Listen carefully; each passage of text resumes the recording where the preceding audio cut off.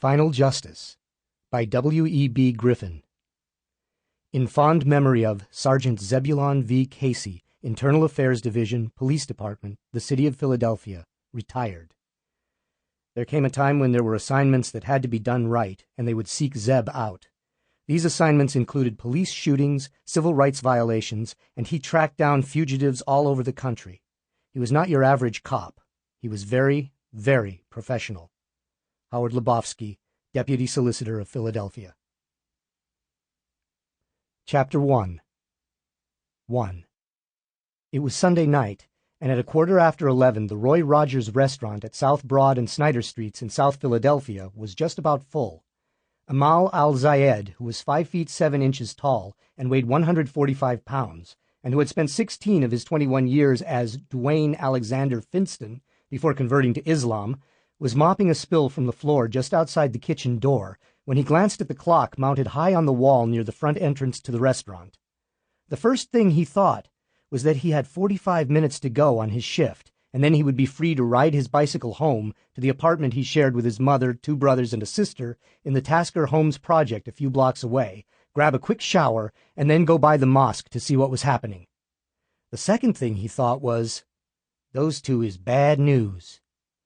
Amal al-Zayed had seen 2 young men enter the restaurant. Both were in their early 20s.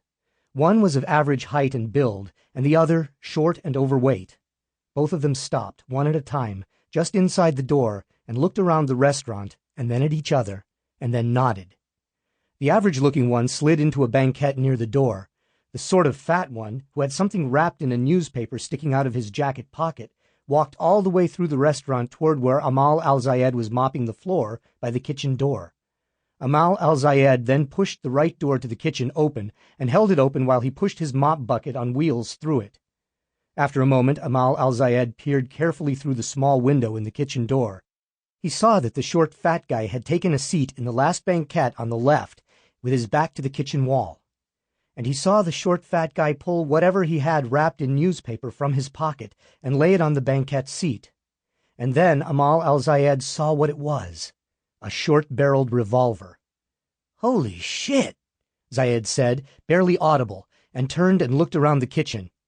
The kitchen supervisor, Maria Manuela Fernandez, a 35-year-old in immaculate kitchen whites who carried 144 pounds on her 5'3" frame, was a few steps away, examining the latest serving trays to come out of the dishwasher. Zayed went to her, touched her arm, and when she turned to him, said, "Manuela, I think we're getting stuck up." Mrs. Fernandez's eyebrows rose.